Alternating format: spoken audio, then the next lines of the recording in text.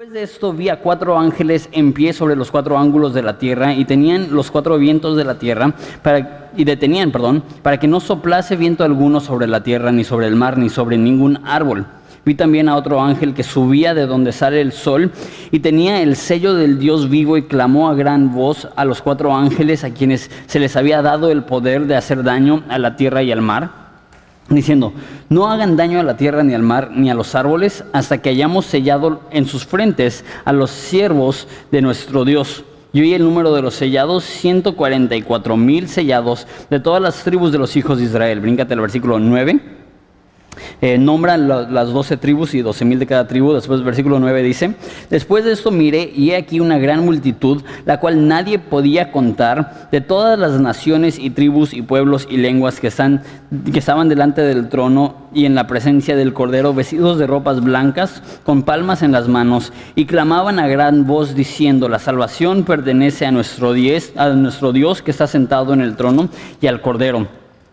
Y todos los ángeles estaban en pie alrededor del trono, y los ancianos y los 4 seres vivientes se postraron sobre sus rostros delante del trono y adoraron a Dios, diciendo: amén, la bendición, la gloria y la sabiduría y la acción de gracias y la honra y el poder y la fortaleza sean a nuestro Dios por los siglos de los siglos. Amén.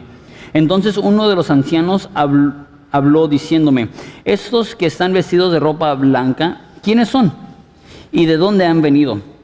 Y yo le dije: Señor, tú lo sabes. Y él me dijo: estos son los que han salido de la gran tribulación y han lavado sus ropas y las han emblanquecido en la sangre del Cordero. Por esto están delante del trono de Dios y le sirven día y noche en su templo, y el que está sentado sobre el trono extenderá su tabernáculo sobre ellos, y no tendrán hambre ni sed, y el sol no caerá más sobre ellos ni calor alguno, porque el Cordero que está en medio del trono los pastoreará y los guiará a fuentes de aguas de vida, y Dios enjugará toda lágrima de los ojos de ellos. ¿Oramos? Padre, te damos gracias por la oportunidad que nos das en esta tarde ya de estudiar tu palabra, de considerar estos conceptos. Y Padre, como ya hemos visto varias veces en esta serie, tú mereces la alabanza, tú mereces la adoración, tú eres digno porque tú has vencido, tú nos has salvado, tú nos has rescatado de cada rincón de la tierra. Y Padre, lo que queremos hacer en esta mañana es responder a tu mensaje con adoración, y también escuchar tu mensaje con oídos abiertos, porque sabemos que eso no solamente es un texto histórico, y eso no solamente es un texto profético, eso es un texto en el cual tú nos hablas. Esto es un texto divino. Entonces, Padre, te pido que nos hables en esta tarde para nuestro bien y para tu gloria. En nombre de Cristo Jesús. Amén. Okay, entonces hemos estado estudiando el libro de Apocalipsis, y algo que les he dicho, mas no he hecho mucho hincapié, es que Apocalipsis no es un libro cronológico. No puedes leer Apocalipsis y decir: ok, va a ser así, así, así, así, así, porque cosas que suceden en capítulos próximos son en el mismo tiempo que pasaron cosas en épocas pasadas, y simplemente si lo intentas hacer que todo funcione como un libro cronológico, te va a confundir, porque les recuerdo, el fin de este libro no es revelarnos detalladamente lo que sucede al fin del mundo. El fin de este libro es revelarnos a Jesucristo. Entonces no todo va a ir en orden. No es suceso tras suceso tras suceso. Y este capítulo, creo yo que mínimo los primeros 8 versículos probablemente van antes del capítulo 6.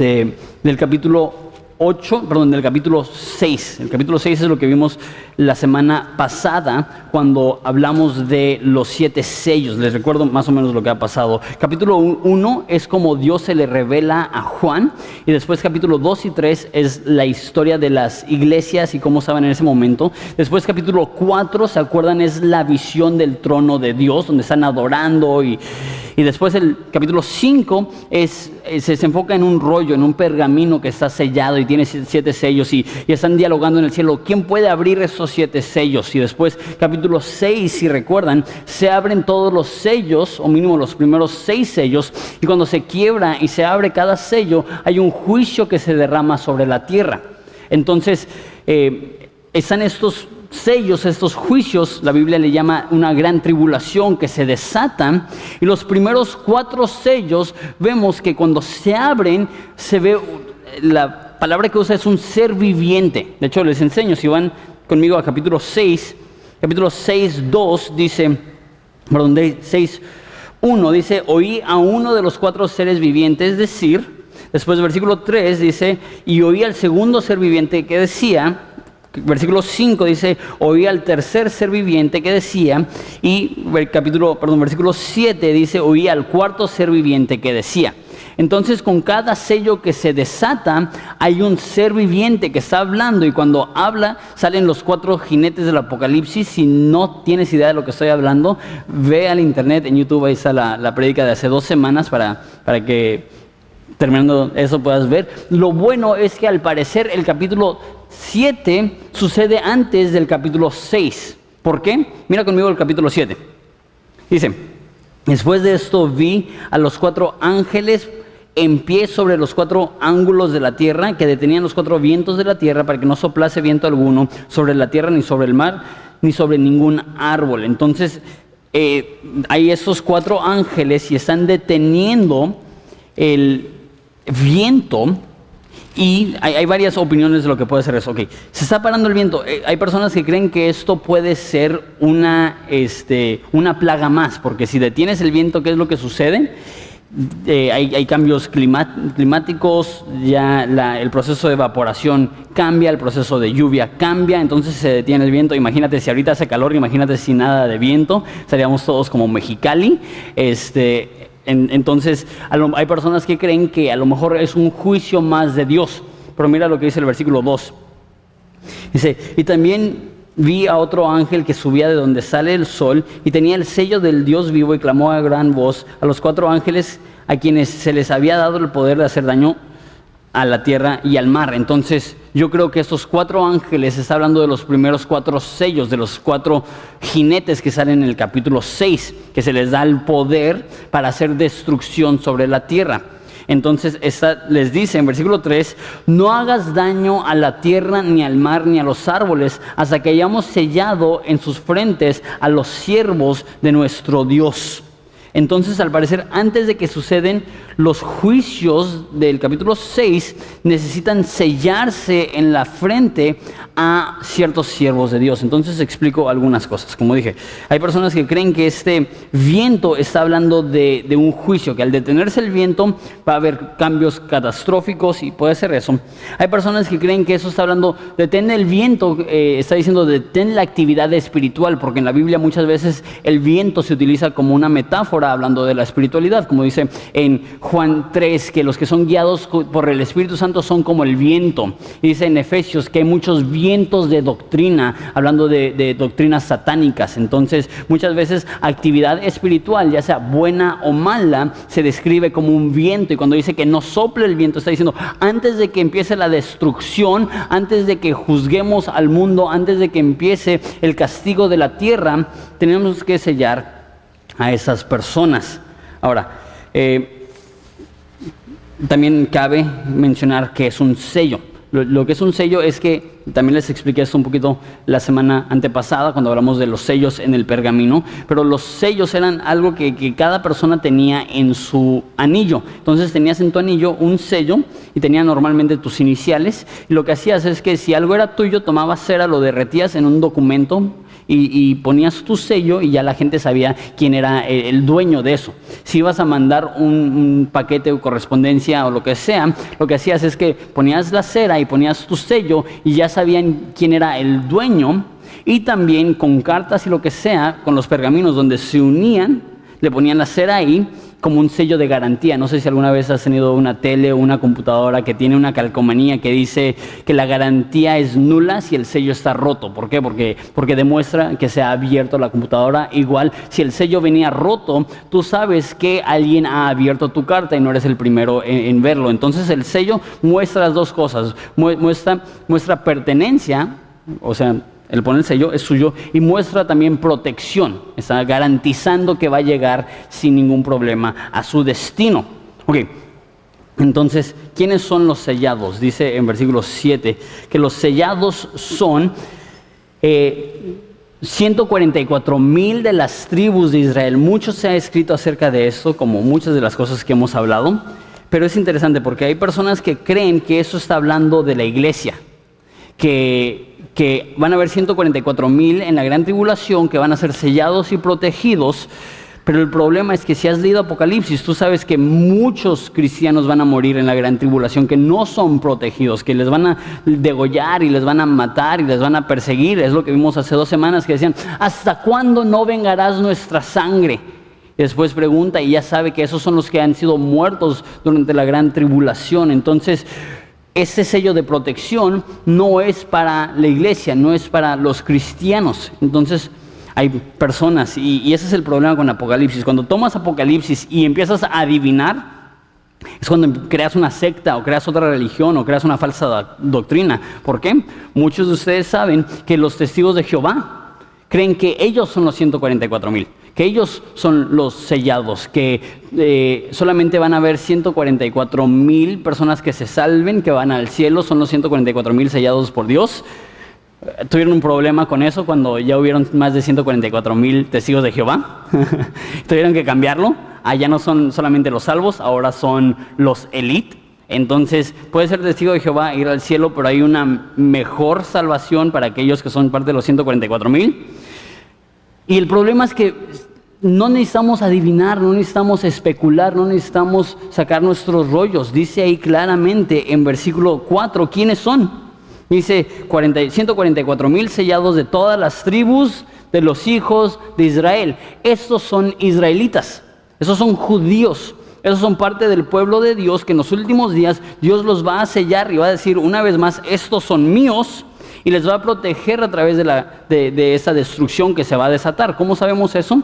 En el capítulo 14, después de que se desata la mayoría de la destrucción, todavía hay 144,000 sellados, no 139,000, no 138,000. Eso significa que fueron protegidos durante la gran tribulación estas personas. Ahora, a lo mejor no le ves mucha importancia a esto, pero déjate digo las implicaciones para nosotros el hecho que haya 144,000 sellados. Dice la Biblia en Romanos que entonces, porque Dios está ahora enfocándose en los gentiles, o sea, los no judíos, ¿Dios ha desechado a su pueblo? ¿Es la pregunta? ¿Dios ya no ama a Israel, o Dios ya no ama más a Israel de lo que ama a México, o ya no hay una elección particular para Israel? ¿Son todos ahora los mismos? ¿No hay diferencia entre judío y gentil? Y dice la Biblia, ciertamente no. Dice que ellos son los portadores de la promesa. Porque hay muchas personas y muchos pastores que respeto. La línea teológica se llama reformados. Muchos que respeto dentro de esta línea, que ellos creen que Dios ya no tiene un plan para Israel, que la iglesia ahora ha reemplazado a Israel y todas las promesas que eran para Israel ahora las ha apropiado la iglesia, y que ya no hay un plan futuro para Israel. Y esas mismas personas dicen que no se debe apoyar a Israel y ese tipo de cosas. Ahora, ¿tiene un plan Dios para Israel? Sí. Y lo que dicen los reformados es que Apocalipsis ya pasó. Apocalipsis no es profético, es histórico y es código para la destrucción que sucedió en Israel en el primer siglo. Pero el problema es, ¿cuándo sucedió eso en el primer siglo? ¿Cuándo hubo 144,000 personas que recibieron esta protección? ¿Cuándo hubo estos sellos que se desataron y esas tribulaciones que vimos y esa mortandad que estudiamos hace 2 semanas? No ha existido. Eso no es historia, eso es profético, esto es futuro. Y es importante porque si Dios ha perseverado en su amor para con Israel, y si Dios no le ha dado la espalda a Israel, esto nos confirma las promesas para nosotros. Porque si Dios le hace promesas a Israel y dice que donde antes eran desiertos serán ahora caminos, y donde antes estaba seco ahora será fértil, y todas esas promesas que le hace Israel, si las anula, entonces ¿qué nos hace pensar a nosotros que va a cumplir sus promesas para con nosotros? Necesitamos que Dios cumpla sus promesas para con Israel, porque solamente así tenemos la certeza que Dios va a cumplir sus promesas para con nosotros. Entonces, al parecer, antes de que Dios desata su ira sobre el mundo, Dios protege, sella a estos 144,000 y después describe y da la lista más bien de las 12 tribus y da 12,000 de cada tribu. Hay algunas cuantas cosas ahí interesantes que no quiero desarrollar porque no entiendo. Les menciono rápidamente que la tribu de Dan no se menciona. Pero de todos modos son 12 porque divide una de las tribus, la tribu de José, y la divide a 2 tribus. ¿Por qué hace eso? No tengo ni la más remota idea. Simplemente, pues hay 12 tribus. Bueno, menciona 11 y divide a una de las tribus en 2. Hay personas que especulan porque Dan fue una de las más idólatras, porque Dan hizo esto. Si Juan no nos explica es porque no es importante, continuamos, ¿va? Versículo 9. Después de esto miré y he aquí una gran multitud de la cual nadie puede contar, de todas las naciones y tribus y pueblos y lenguas, que están delante del trono en la presencia del Cordero, y vestidos de ropas blancas y con palmas en las manos. Ok, entonces yo creo que aquí hay una transición. ¿Por qué? ¿Quiénes son estas personas? Mira versículo 14 para explicarnos un poquito más. Versículo 14 dice que estas personas son los que han salido de la gran tribulación. Okay. Siento que ya perdí a algunos de ustedes. Porque no han venido a todas todos los estudios. Entonces, lo que está pasando es que antes de que Dios desata su ira, creemos que Dios va a sacar a su iglesia. Saca a su iglesia y después empieza a desatar juicios, y cada juicio es sucesivamente más grueso y más destructivo y más feo. Pero al parecer, antes de desatar eso, sella, proteja a 144,000. Ahora está avanzando. Ya cronológicamente queda al final de el 6º sello, donde muere una cuarta parte del mundo, y dice que hay una multitud de personas que él no podía contar, y dice que esas personas eran de cada nación, pueblo, lengua y tribu. O sea, nos enseña un poco la obra de Dios, el tamaño de su salvación. Que Dios no solamente está salvando de México, que Dios no solamente está salvando de Estados Unidos, que Dios no está salvando solamente de Latinoamérica, que en el cielo van a haber personas de cada nación, de cada lengua, de cada tribu. Y la forma que nosotros determinamos una nación es como México o como... Pero la forma que... La mejor traducción posiblemente en vez de nación es reino. Cada sector de la sociedad va a estar representada en el cielo. Nos demuestra lo global que es Dios en su salvación. Nos demuestra lo global que es Dios en su plan. Por eso me choca tanto que haya racismo en el mundo hasta hoy en día. Por eso me choca tanto que haya elitismo en el mundo hoy en día. Por eso me choca tanto que hay gente que se crea mejor porque tiene más dinero, o porque tiene una mejor familia, o por el color de su piel, o por la colonia donde vive. Eso no va a estar en el cielo. No va a estar, ok, ahora los de clase alta, los de clase media, los de clase baja. No va a ser, ok, ahora los blancos, los morenos y los negros. No va a ser, ok, ahora los que tienen educación hasta la secundaria, preparatoria, universitarios. No va a ser así. Vamos a estar todos juntos en la presencia del Rey, de toda nación, de toda tribu, de toda lengua, de todo idioma. Y vamos a estar ahí todos adorando. ¿Por qué? Porque no hay ninguna raza que es superior. No hay ninguna persona que es mejor. Todos estamos en plano parejo porque todos somos salvos de la misma forma. Ahora, dice que es un número que él no puede contar. Y eso es extraordinario. ¿Por qué? Porque ya contó 144,000 personas. Eso es difícil de contar, ¿no? Imagínate contar, si a veces vas a un evento y dices, no, pues fue una multitud y fueron 300 personas. Ahora imagínate una multitud de 144,000 y los pueden contar. Eso significa que la multitud es una multitud inmensa si dice que nadie los puede contar. Ahora eso es lo interesante. En el capítulo 5, vimos a una multitud y dice que son 100 millones de ángeles. Entonces pudo contar 100 millones. Si pudo contar 100 millones, ¿cuánto será un número innumerable? Entonces probablemente estamos hablando de miles de millones. Estamos Estamos hablando de una cantidad que nuestra mente no puede comprender. Y es lo que les dije hace 2 semanas, que si pones una moneda de $1 y pones otra moneda de $1, 100 millones de monedas se llegan de aquí a La Paz. Estamos hablando de una cantidad increíble. Lo que les dije la semana antepasada, que si vas al Estadio Azteca caben 100,000. Ahora imagínate 1000 veces eso.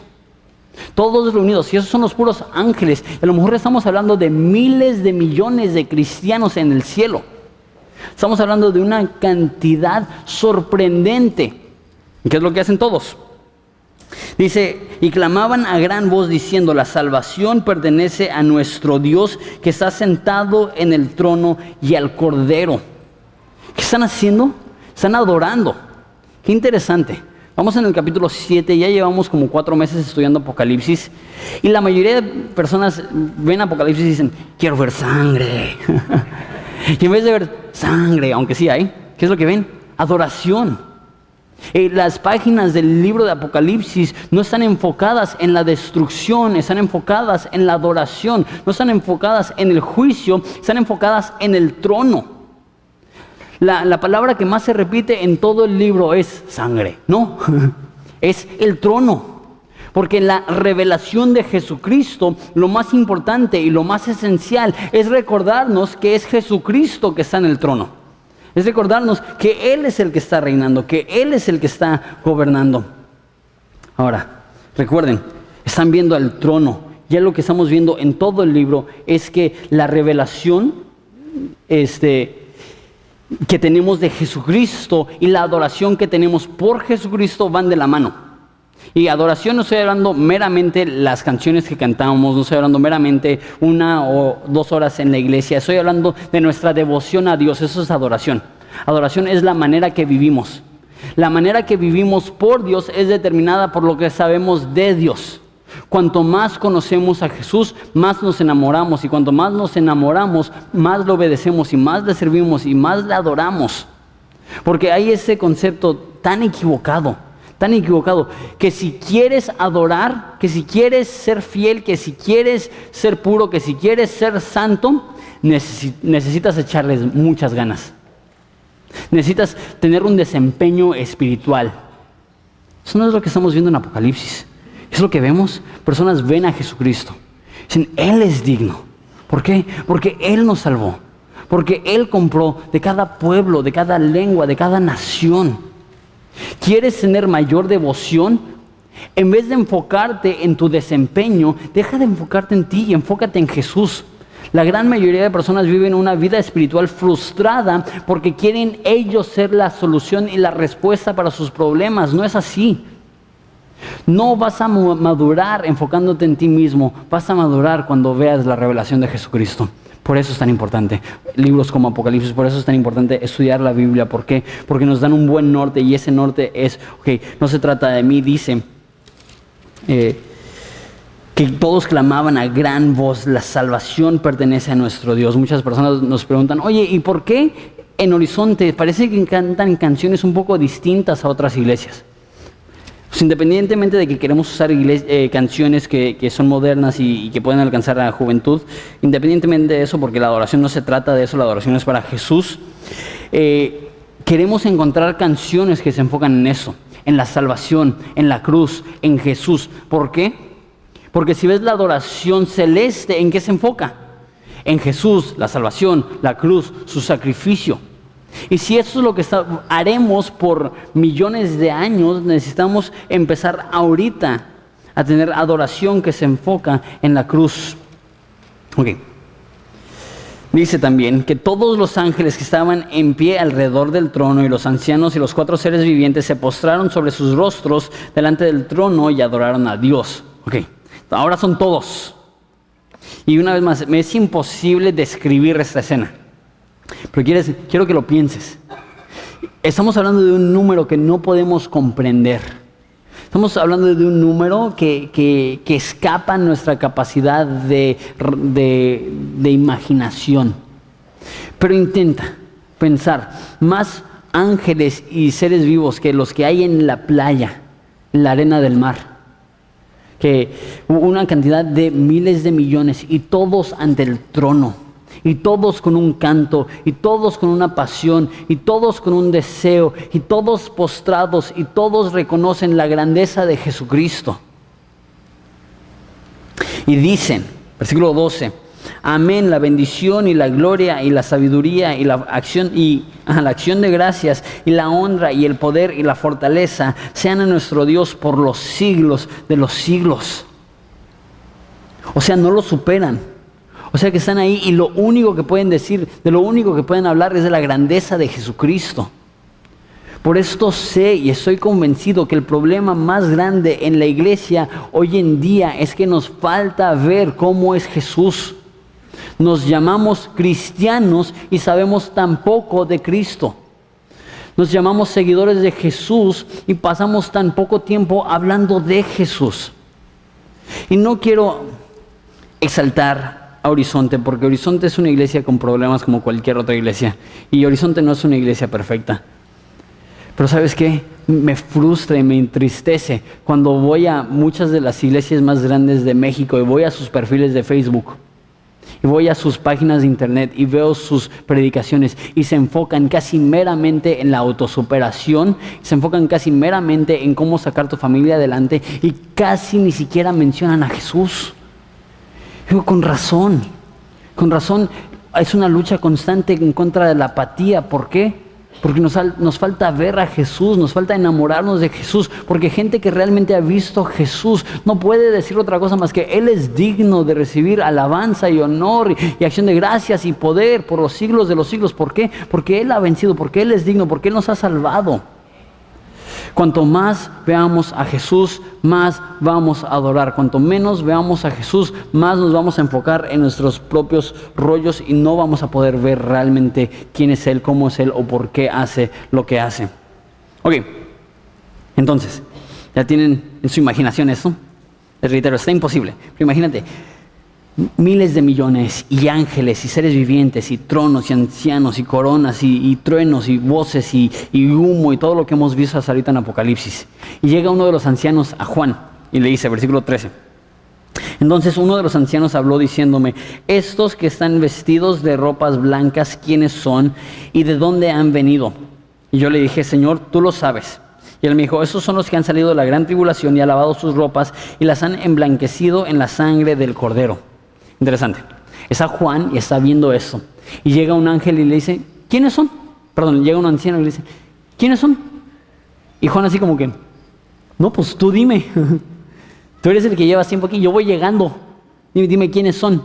La respuesta del anciano le dice exactamente quiénes son. Qué raro, ¿no? Que el anciano, que ya sabe la respuesta, le haga la pregunta a Juan. ¿Por qué? Yo creo que está intentando aclarar algo. Pero una vez más, Apocalipsis a veces es tan grande que nuestros pobres cerebritos de 4 kilos no lo pueden entender, no lo pueden asimilar. Pero recuerda, en unos cuantos capítulos hemos visto cómo Dios destruye a una cuarta parte del mundo. Y cualquier persona lógica debe de decir, ¿y está bien eso? ¿Y puede un Dios que no peca matar a una cuarta parte del mundo? ¿Y puede un Dios que en los 10 mandamientos dice no matarás? ¿Matar? ¿Y puede un Dios que se llama Jehová Shalom, el Dios de paz, traer guerra y traer destrucción? Y cualquier persona razonable empieza a pensar eso y dice, ¿qué onda? Parece ir en contra de lo que dice el resto de la Biblia acerca de Dios. Y yo creo que el anciano le está aclarando esto a Juan para que Juan pueda ver el propósito. Dice Juan, ¿quiénes son? Le responde, estos son los que han salido de la gran tribulación. ¿Qué es lo que está diciendo? Durante el tiempo en el cual Dios esté derramando su juicio, una cantidad innumerable de personas se van a convertir. O sea, el propósito del Apocalipsis, el propósito del juicio, el propósito de la ira de Dios no es cerrar las puertas del cielo. Lo que está haciendo es abriendo las puertas del cielo como nunca antes. No está diciendo, ya nadie es salvo. Ahora está diciendo, ahora la salvación está disponible más que nunca antes. Creemos que lo que Dios quiere hacer es que Dios está haciendo así, como Thor con su trueno. No es así. Lo que está diciendo es, esta humanidad me odia, esta humanidad me ignora, esta humanidad está muerta en sus delitos y pecados y se va a ir al infierno. Y están dormidos.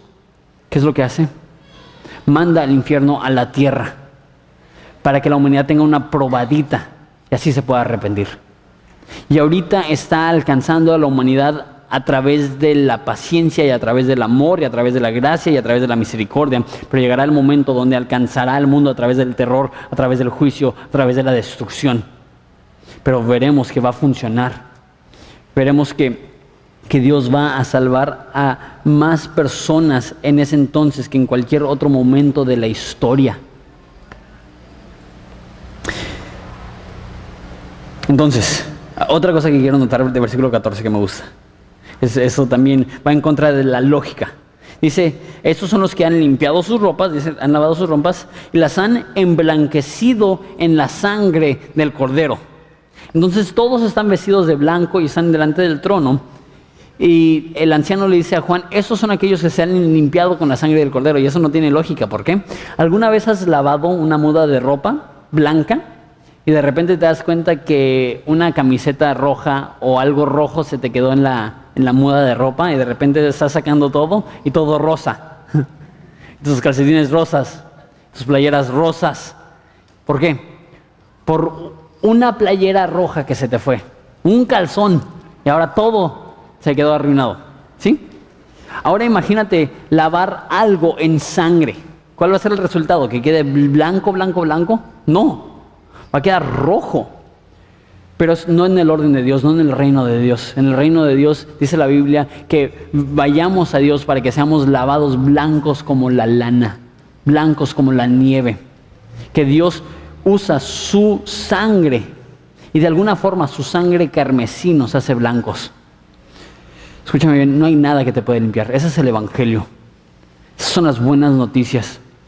El cristianismo no es ven para que Dios te dé una vida más fácil. Voy a hablar un poquito más de eso en un segundo. Ven y Jesús suplirá todas sus necesidades. Ven y no tendrás necesidad. No, tienes un problema terrible. Un problema que no se puede arreglar y eso es que estás manchado por tu propio pecado. Pero podemos ser limpios por la sangre de Jesucristo. Y así como nosotros podemos ser limpios por la sangre de Jesucristo, llegará el momento donde posiblemente miles de millones de personas serán salvos. ¿Por qué? Porque la sangre de Cristo los limpiará. O sea, Él está desatando su ira y miles y miles y miles y miles, y no es que de millones van a estar arrepintiéndose y van a estar siendo limpios a través de la sangre de Jesucristo. Okay.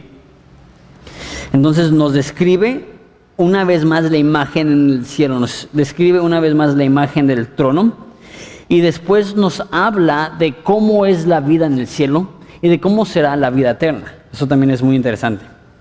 Dice, porque están delante del trono de Dios, una vez más esta palabra que se repite vez tras vez, el trono de Dios, y les sirven día y noche en su templo. Interesante. ¿Qué es lo que vamos a estar haciendo en el cielo? Vamos a estar sirviendo. Vamos a estar trabajando. La mayoría de nosotros estamos como que no. ¿Me estás diciendo que toda mi vida voy a trabajar para ganarme la vida y voy a llegar al cielo y qué voy a hacer? ¿Voy a tener más chamba? ¿Voy a tener más trabajo? ¿Qué te digo eso? La razón que odiamos el trabajo es por nuestra naturaleza pecaminosa. ¿Cómo sé esto? Porque antes de que había pecado ya había trabajo. Entonces el trabajo no es algo malo. Cuando todo era perfecto, Adán estaba nombrando a los animales y estaba cuidando el huerto. Entonces el trabajo no es malo, pero no nos gusta. Porque nos cansamos. Y dice en Génesis que cardos y espinos producirá la tierra. El trabajo es difícil, el trabajo es cansado. Y tú dices, no, pues yo quiero llegar al cielo y echarme en mi nube y que me traigan los ángeles mis bebidas frías. Y ¿por qué no puede ser así el cielo? Pero la realidad es que hallaremos gozo en servir a Dios. Hallaremos gozo en estar en su presencia. No solamente le serviremos, mira lo que dice que el que está sentado en su trono extenderá su tabernáculo sobre nosotros. La imagen de un tabernáculo es de una tienda de campaña.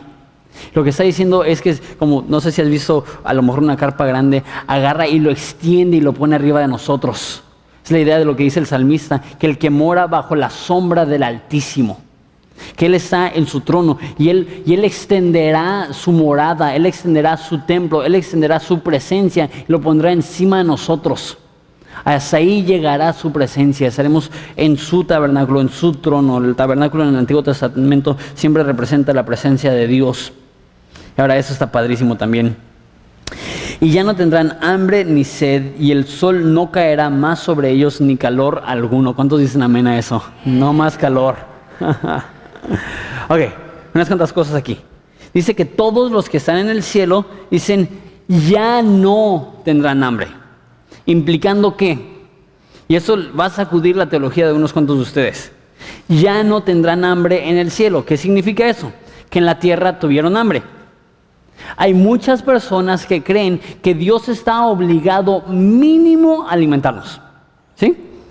Y personas dicen, no le estoy pidiendo a Dios un Ferrari, no le estoy pidiendo a Dios una casa de lujo, no le estoy pidiendo a Dios. A cabo la Biblia dice, no he visto, ese es uno de los versículos más citados de la Biblia. No he visto justo, desamparado, ni su descendencia que mendigue pan.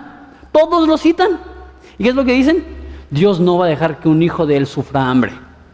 Entonces, ¿por qué hay una cantidad innumerable de personas en el cielo que llegan ante la presencia de Dios y Dios les dice, adivinen qué, ya no va a haber hambre y todos? ¿Por qué? Porque en este mundo tienen hambre. Entonces, ¿por qué dice David que ni mendiguen pan y todo eso? Yo creo que ese versículo necesitas ver el contexto y lo que está diciendo está hablando de la prosperidad de su reino.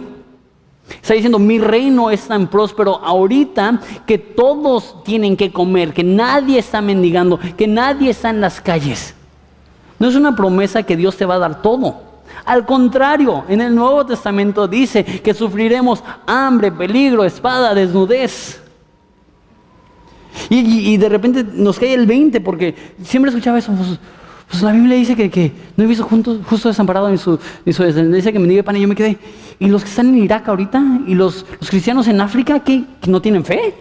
No, tienen más fe que tú y yo. ¿Por qué? Porque ellos tienen el estómago vacío y aún así creen. Porque ellos tienen una necesidad que no entendemos y aún así creen. Dios no nos debe nada. Dios no nos debe ni el aliento en nuestros pulmones. No le adoramos para que Él nos dé pan. No le adoramos para que Él nos dé provisión. Le adoramos porque Él es bueno. Le adoramos porque Él lo merece independientemente de lo que tengamos. Pero ¿sabes qué? Vendrá el momento. Eso es increíble. A lo mejor para nosotros, yo soy de buen comer. Aquí en el centro, Dios nos ha bendecido muchísimo. Hay tantos puestos de comida tan ricos. Es un milagro que no peso 120 kilos. Sé que Dios existe. Pero ¿sabes qué? Hay muchos cristianos que el saber que no tendrán hambre otra vez les traerá lágrimas de gozo. Hay cristianos en todo el mundo que leen esto y tienen consuelo. Hay cristianos que no tienen agua potable y dicen, no tendrán sed. Dicen, ¿cómo será ese día? Cuán glorioso será estar en la presencia del Señor donde ya no habrá más sed. Ya no habrá calor. Eso sí nos gusta. Imagínate, vivimos en Ensenada. Creo yo es el clima perfecto. Ahorita tenemos un poquito de calor porque en el auditorio se sofoca un poco, pero vamos a salir y va a estar fresco, va a estar rico. Imagínate los que viven en Mexicali, los pobres cristianos que están sufriendo en Mexicali. Le resto. Y ya no habrá más calor. Si yo fuera pastor en Mexicali, enseñaría Apocalipsis 7 todos los domingos. Esa es esperanza. Que todo lo que está mal en el mundo estará bien algún día. Que todos los problemas en la sociedad se solucionarán.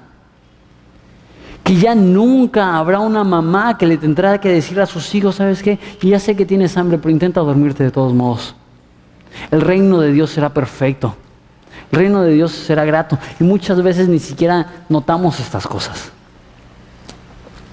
Pero el cielo no es el cielo porque no haya hambre. El cielo es el cielo porque estaremos en la presencia del Cordero y Él nos saciará para siempre. Mira lo que dice el versículo 17. Porque el Cordero que está en medio del trono los pastoreará y los guiará a fuentes de agua de vida. Y Dios enjugará toda lágrima de los ojos de ellos. Eso es lo que sucede en el cielo.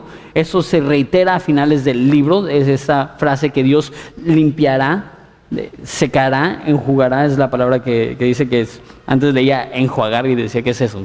Pero es enjugar, que es secar, que es como tomar una toalla y limpiar las lágrimas. Entonces estaremos ahí y ya no habrá más llanto, ya no habrá más sed.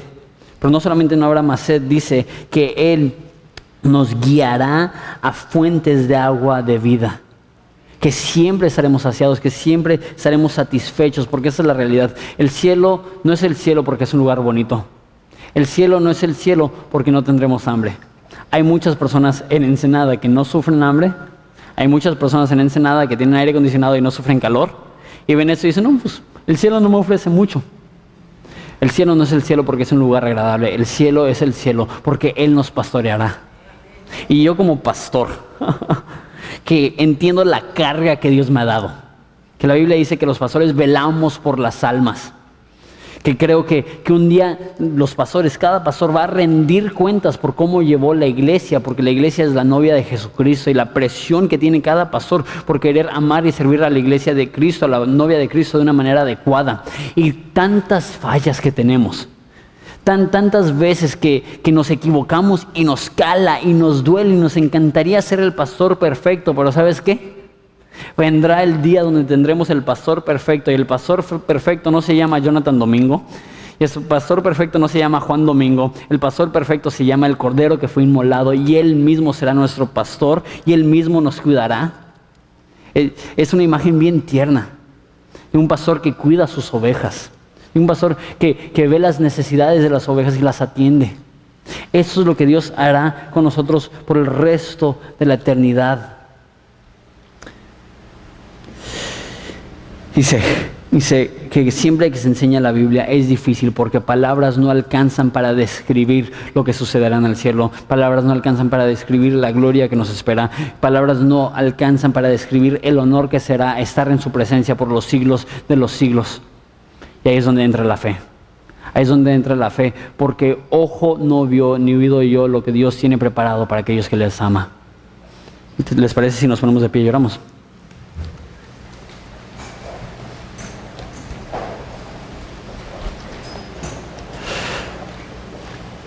Padre, te damos santas gracias,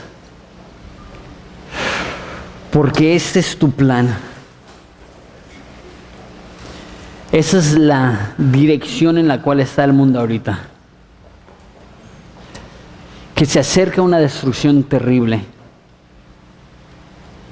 Y millones, si no es que miles de millones morirán. Morirán por hambre, morirán por tragedias, catástrofes, desastres naturales.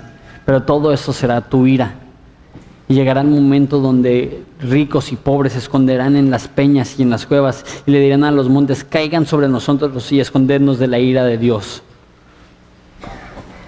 Y es fácil pensar que tú estás haciendo esto porque no amas al mundo. Pero eso no es la realidad. Tú no nos has dejado de amar.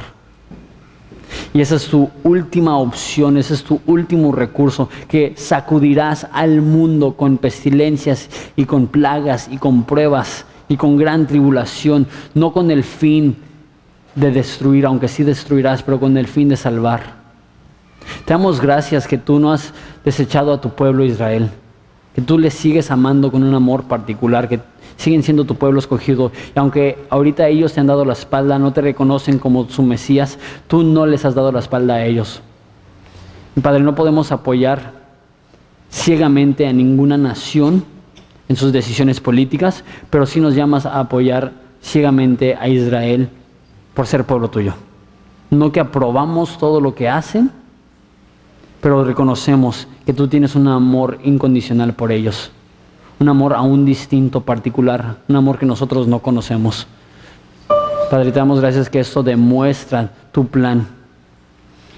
Pero no solamente tienes un amor por los de Israel, tienes un amor por personas de cada nación, cada tribu, cada lengua. Ayúdanos a seguir alcanzando Ayúdanos a usar cualquier medio disponible para llevar las buenas nuevas. Y Jesús, te damos gracias. Te pedimos que nos uses porque queremos ver a más ensenadenses conocerte. Queremos ver a más personas que están lejos de ti, ser atraídos a ti por tu gran misericordia, sabiendo que ahorita estás operando de este modo, a través de tu amor, a través de tu gracia. Te damos gracias, Jesús, y es en tu nombre precioso que pedimos esto. Amén.